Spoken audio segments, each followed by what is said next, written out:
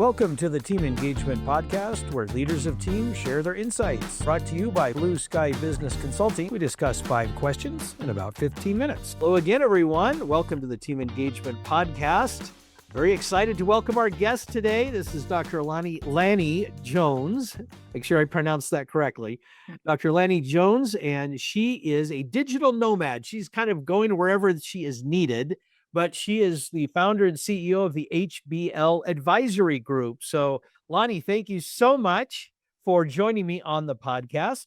And what would you like the audience to know about some of the things that you're working on? Hi, Shawn. Thanks for having me in on this conversation. Excited to dive in. As you mentioned, I am the founder of HBL Advisory Group. So I work with executives, entrepreneurs, ambitious leaders, helping them transform their success into legacy. And so I do that through both coaching and consulting, as well as working with businesses and organizations, helping them develop their leadership teams, address culture issues, things like that. Fantastic. Very important work. I say that because we're in a similar space, and that's why you're here today. So very good. All right, let's jump into the questions then. Now, Lanni, how can leaders create a psychologically safe environment for their teams? I think one of the keys to this is being authentic. Now, we've all heard that word. For most people, it's an average word. And so we hear it and then we just like gloss over it. But if a leader actually sat with that and thought, how am I showing up in all my spaces? Am I showing up authentically? Like, for example, right now, was brought in as an advisor for a company, and there has just been a lot of death around our team members. Parents have lost loved ones. And so there's been a lot of conversations within their upper leadership of like, how do they show up and support these team members? One team member was like, I just want to show up, do my work. Don't ask me how I'm doing. That's how I'm coping. Great. We'll respect that. Another is like, hey, I really appreciated you guys reaching out. I really appreciate the extra check-ins, asking how I'm doing.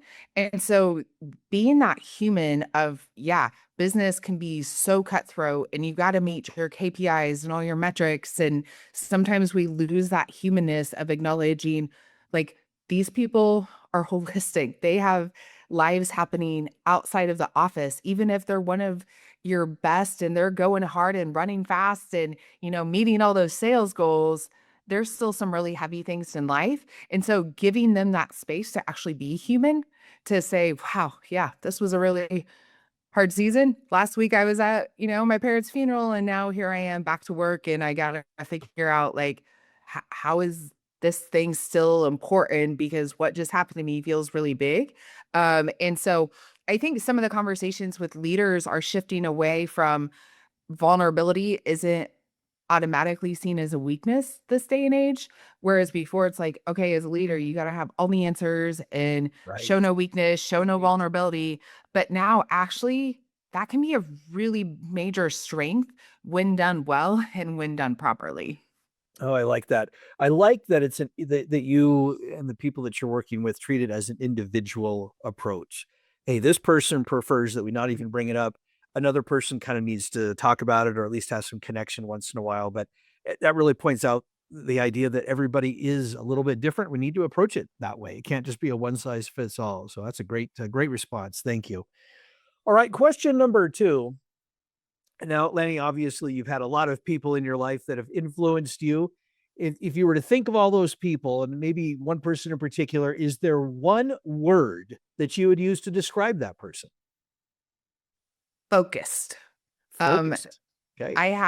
there is one woman in my sphere. I'd say she's been like an unofficial mentor to me. She's several decades ahead of me in business and has just done amazing things as a founder, CEO, running international companies, all these things. But the common thread that I've seen throughout her is she knows why she's doing and what she's doing. She's purposeful. She's got blinders on. She knows when to say yes, when to say no. And it isn't one dimensional in business because as a founder or entrepreneur, there's a lot of muddiness, between home life, personal life, business. When does work stop and end? Right. All of those types of things. But she knows how she's using her resources, her time, her finances, her relational capacity, and just she is so laser focused in on everything is purposeful that she does. Every no she says is purposeful. And so that's really just been a model for me of someone who is farther down the road because regardless of what stage we are as leaders, entrepreneurs, like we need someone who's farther down the road than us to learn from and be like, okay, do that, don't do that, because we can't make all the mistakes ourselves. And so she has just been someone who's really helped me focus in, help, given me permission even to be bolder with some no's or to when there's that outside pressure of, well, why aren't you taking that opportunity or why aren't you doing this? Because everyone's always going to have an opinion on how you're using your time, how you're using your resources. And so being able to have a trusted source, have a trusted sounding board of just being so laser focused on here's my path and here's what I'm doing and why. Oh, I really like that because it is very helpful for all of us to not only have that mentor or someone to kind of guide us along, but at the right time, turn around and be that mentor for somebody else and share your experience with them. I really like that word focus, and for me, that's a challenging word because I sometimes struggle with being focused, and so it's you can start jumping around to a 5 million different things. Email is the worst that way because I'll get an email and then I'll Yes. start working on that. But anyway, so that's good. A good reminder for me to stay focused on whatever task it is until it's completed. Then I can switch over and do something else. So that's very good. And I say all of that because that leads very well into our next question. When we talk about a growth mindset, Lanni, how can leaders, especially either for themselves or for their team, cultivate a growth mindset? I firmly believe in that adage that you can't lead others well until you lead yourself well. And so before we even get to like your team conversation, you've got to start with you because being an entrepreneur, an owner, leader, whatever your title or position is, like all of these challenging circumstances, dealing with all of these humans around you, customers, employees, like it is going to bring all the skeletons out of the closet. Like if you are reactive, if you're insecure, if there's a pain point there. And so starting with that growth mindset with yourself of just being curious. And this starts even in your personal life of like, why did I react to them so much? Or maybe you have a team member who just really gets under your skin and you're like, okay, I can sit back and intellectually be like, all right, they're skilled, they do their job well, they show up on time because oftentimes when there's a trigger there, sometimes it says something about us or Right. there's a life experience tied to it. And so getting curious and starting to think, oh, why am I responding the way I'm responding? Or was that the best method and the best way to show up for the team? Or am I, even if I'm not saying the words, because we've always done it like that, which kills any conversation or brainstorming session, are you kind of thinking that and you're operating from that? And your team is picking up on, oh, the leader's not approving of this. We need to shift course. And so if you as a leader are being a bottleneck for the innovation, for the creativity, getting curious about, okay, what is another way to do it? Or, I was quick to shut down that team member and their thought, but they have a totally different perspective of me or the situation. So actually, maybe I need to circle back and just sit with it. And so once again, it's kind of like the authentic, being curious, but yet are you actually practicing it? So don't just gloss over and dismiss it, but actually get self-reflective, take some self-awareness and thinking through, am I showing up as curious as I can in all my different environments? I really like that. I love that word curious. Love that word.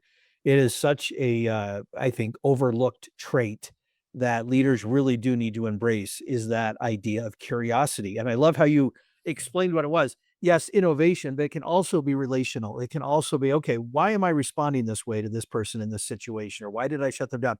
Love that word, curiosity. Great word. Okay, that'll be the word of the day for everybody that's watching or listening. Be curious. Okay, good. All right. Question number 4. This has become, especially in recent years, a much bigger topic, this idea of emotional wellness. What ideas do you have on how leaders can manage emotional wellness for themselves?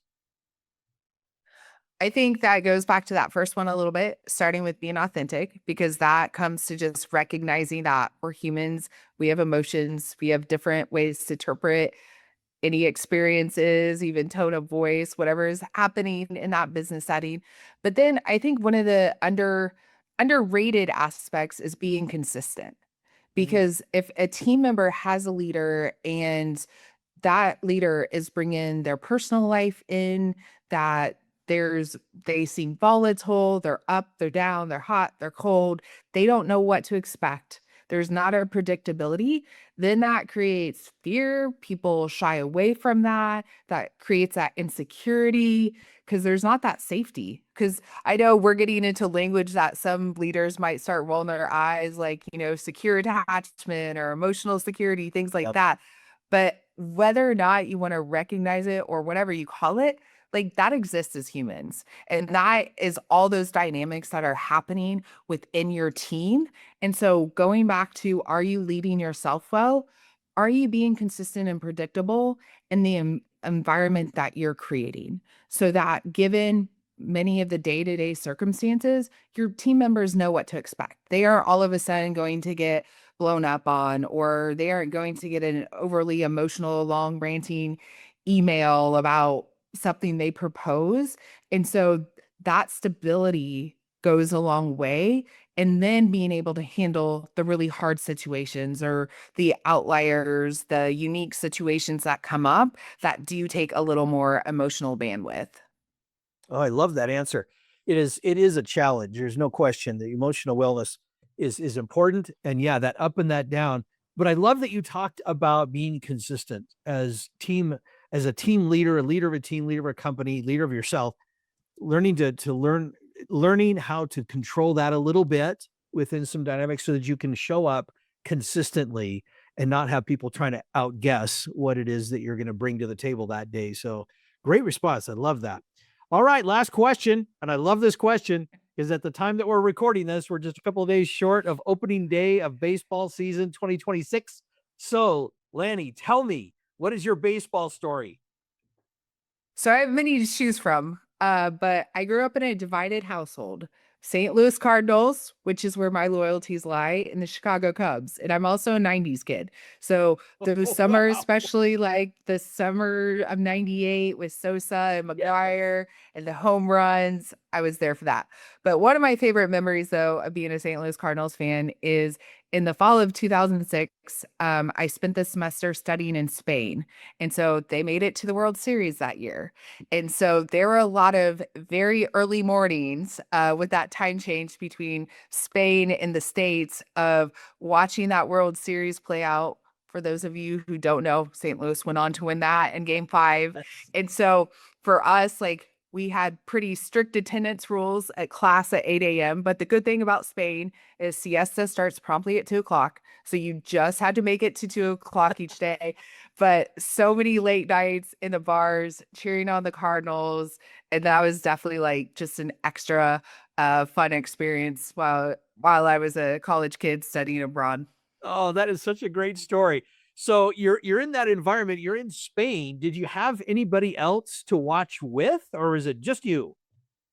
So there was kind of a little a pod of us. There were actually a couple within like our cohort with some of my classes who were from St. Louis, also Cardinals fans.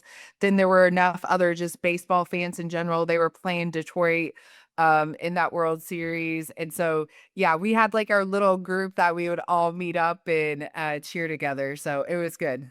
I love that about sports in general. We're right in the middle of March Madness, of course, and it's just fun. It brings people together, and as long as people keep the emotions in check to a degree.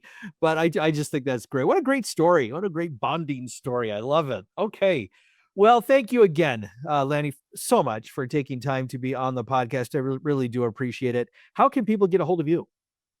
Yeah, they can head to my website, drlanijones.com. If they want to take their first steps of transforming that success in a legacy, figuring out, okay, how do I work towards the final 1%? There is a starter guide there for free. They're welcome to download, or also you can find me over on LinkedIn. Fantastic. Thank you so much. And thanks to all of you who join us every week. We encourage you to subscribe, whether it's YouTube, whether you're listening to it, whichever way. But we'd love to hear from you every week, and we will continue to provide some excellent resources for you to consider in your leadership journey. I'm Shawn Richards, your host. Thanks so much for joining us, and have a great day. This is Shawn Richards with the Team Engagement Podcast, where leaders of teams share their insights. Be sure to follow or subscribe to the podcast so you don't miss an episode. And for more leadership tips, pick up your copy of Rapid Fire Leadership by going to rapidfireleadership.com, where you can also download free resources to help you in your leadership role. Thanks for joining us today. Have a great day.